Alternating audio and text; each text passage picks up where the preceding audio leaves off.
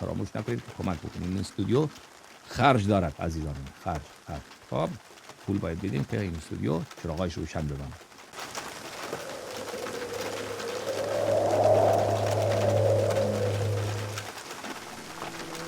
پروردگار عالم، پیشه ظلم، پیشه ستم، پیشه بیماری، پیشه فقر، پیشه تبعیض به هر نوع و هر شکل باشد، آن را با ظهور آن که وعده حق پروردگار عالم هست، پیش تن فرماید و رفتن فرماید و جهان از این راه حل ندارد، اصلا امکان ندارد.